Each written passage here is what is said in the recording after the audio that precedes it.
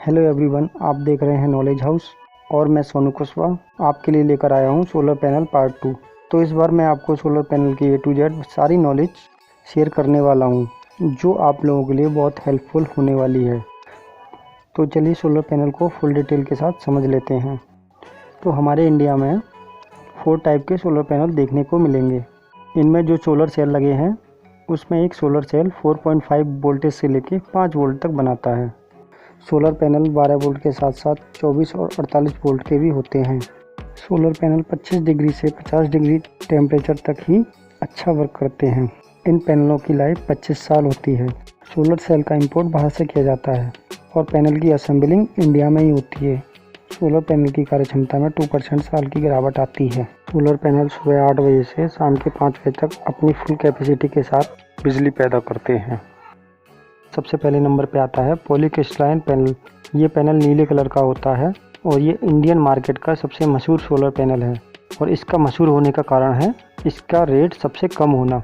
और दूसरा सबसे ये पैनल वहाँ पे बहुत अच्छा वर्क करता है जहाँ सूरज की रोशनी प्रॉपर वे में इनको मिल जाती है।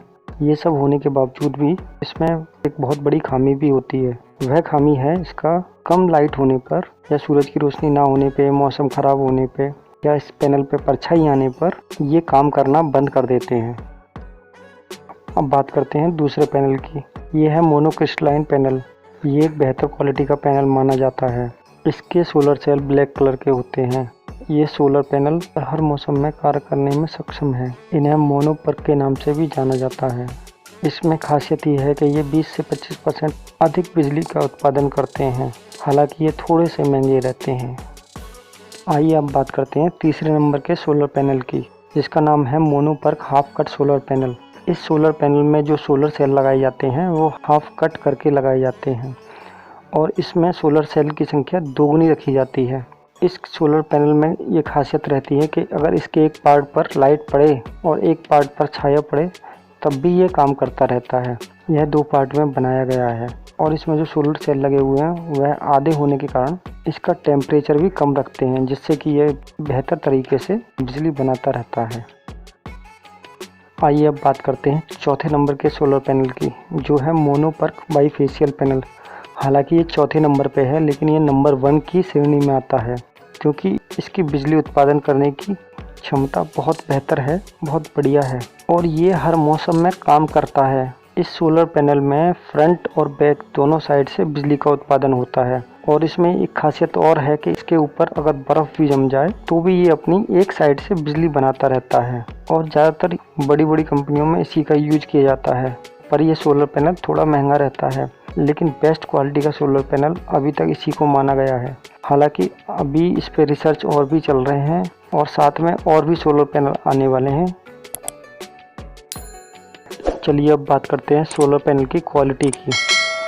सोलर पैनल जो है 3 क्वालिटी में मार्केट में अवेलेबल होता है, A, B और C। ये पैनल की ग्रेड क्वालिटी होती है। ए ग्रेड जो सोलर पैनल होता है उसमें कोई टेक्निकली और विजुअली डिफेक्ट नहीं होता है। ये कंपनी के स्टैंडर्ड को 100% पूरा करते हैं। इन सोलर पैनल की कार्य क्षमता में 2% साल की गिरावट आती है।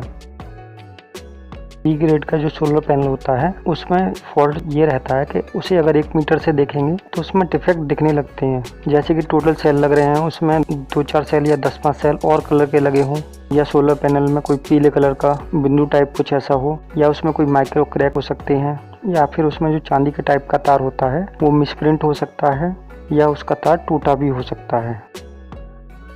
बी ग्रेड का सोलर पैनल 3 साल तक तो सेम वर्क करता है, उसके बाद उसमें 2% की और उसके बाद फिर 8 से 10% साल की गिरावट आने लगती है। बी ग्रेड के सेल ए ग्रेड के सेल से 30% तक सस्ते होते हैं। सी ग्रेड के सोलर पैनल में बी ग्रेड के साथ साथ और भी फॉल्ट होते हैं, जैसे कि सेल के कोने टूटे हो सकते हैं, क्रैक हो सकता है, डैमेज सेल को काट के लगाया गया हो सकता है, या फिर थोड़ा बहुत और भी फॉल्ट हो सकते हैं जो अलग ही नज़र आएंगे। तो ये जो सेल हैं 60% तक सस्ते होते हैं और इनकी जो कार्य क्षमता होती है वो 5 साल में ही 50% तक गिर जाती है, यानी कि 3rd क्वालिटी के सोलर पैनल होते हैं ये। आइए बात करते हैं अब डिफरेंस की। तो नॉर्मल बैटरी इन्वर्टर और सोलर बैटरी इन्वर्टर, इनमें क्या डिफरेंस है ये समझते हैं। तो जो नॉर्मल इन्वर्टर होता है वह 3 फंक्शन पर वर्क करता है। उसमें होता है कन्वर्टर, चार्जर और इन्वर्टर, जबकि सोलर इन्वर्टर जो होता है ये 5 फंक्शन पर वर्क करता है। इसमें होता है converter, charger, inverter plus energy repeat blocker और अप डाउन वोल्टेज कंट्रोलर इसमें लगाए जाते हैं। जो सोलर बैटरी की लाइफ होती है वो नॉर्मल बैटरी की लाइफ से 2 से 3 साल अधिक होती है। नॉर्मल बैटरी को तेज़ी से चार्ज और डिस्चार्ज नहीं कर सकते, जबकि सोलर बैटरी को तेज़ी से चार्ज और डिस्चार्ज कर सकते हैं। इसके साथ ही सोलर बैटरी पर हम अधिक लोड ले सकते हैं, जबकि नॉर्मल बैटरी पे हम अधिक लोड नहीं ले सकते हैं। यही डिफरेंस होता है इन सब में। अब बात करते हैं सोलर चार्ज कंट्रोलर की। सोलर चार्ज कंट्रोलर का काम होता है पैनल से आने वाली वोल्टेज को कंट्रोल करना और सही वोल्टेज से बैटरी को चार्ज करना। सोलर चार्ज कंट्रोलर 2 तरीके के होते हैं, एक होता है MPPT और दूसरा होता है PWM। MPPT वोल्टेज कंट्रोलर जो होता है वह वोल्टेज को 30% तक बढ़ा देता है, लेकिन PWM ऐसा नहीं कर पाता, वह तय वोल्टेज ही निकालता है। PWM कम वाट के सोलर पैनल के लिए बने होते हैं, जबकि MPPT ज़्यादा वाट के सोलर पैनल पर काम कर सकता है। MPPT PWM से 2 से 3 गुना महंगा होता है। साथ ही MPPT की एफिशिएंसी PWM से बेहतर होती है। अब बात करते हैं सोलर पैनल कैलकुलेशन की। तो सोलर पैनल का कैलकुलेशन हम अपने घर के लोड के हिसाब से करते हैं। जो अपना घर का लोड होता है उसको वाट में कन्वर्ट करके और उस आधार पे हम कितने वाट का सोलर पैनल लगाएं ये हमें कैलकुलेशन करना होता है। सोलर पैनल इंस्टॉलेशन के लिए तो वाटेज निकालने होते हैं वो हम भी निकाल सकते हैं, और जो सोलर पैनल इंस्टॉलेशन वाला होता है वो भी इस बारे में जानकारी दे सकता है। और मैंने एक आइडिया दिया है जो कि टोटल 400 वाट का एक घरेलू लोड है उस आधार पे।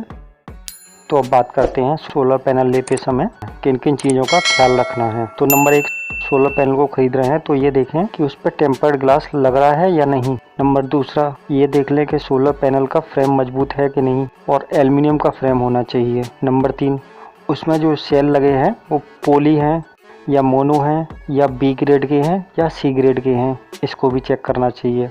नंबर 4 है उसमें जो जंक्शन बॉक्स लगा है वो P68 है या P67 है। P68 मतलब वाटर प्रूफ या P67 मतलब वाटर रेजिस्टेंस, यही लगे होने चाहिए। नंबर 5 है MC4 कनेक्टर। MC4 कनेक्टर लगा हुआ तो शॉर्ट सर्किट नहीं होगा। नंबर 6, सोलर पैनल में लगा वायर कितने mm का है, वह सोलर पैनल के हिसाब से सही mm का लगा हुआ है या नहीं, ये चेक करना है। नंबर 7, सोलर पैनल की वारंटी 2 टाइप में आती है, एक तो पैनल की मेंटेनेंस की, दूसरी परफॉर्मेंस की। इनकी वारंटी 25 साल की होती है टोटल। तो ये देख लें कंपनी दोनों वारंटी सेम दे रही है या इसमें कोई चेंजेज है। नंबर 8, सोलर सेल 25 डिग्री से 50 डिग्री तक ही सही तरीके से बिजली बनाते हैं। सोलर पैनल का चयन अपने क्षेत्र के मौसम के हिसाब से करें। अगर आपके यहाँ रोशनी अच्छी रहती है तो पोली ले लें, अगर रोशनी कम रहती है या वेदर क्लाउडी रहता है तो आप मोनो ले सकते हैं। तो दोस्तों इस वीडियो को ज़्यादा से ज़्यादा लाइक और सब्सक्राइब करें, साथ ही बेल आइकन को ज़रूर दबाएं, जो भी मैं वीडियो बनाऊं उसका नोटिफिकेशन आपके लिए पहुंच जाए। तो दोस्तों आपका वीडियो देखने के लिए धन्यवाद, और भी बेहतरीन वीडियो आपके लिए लाता रहूँगा।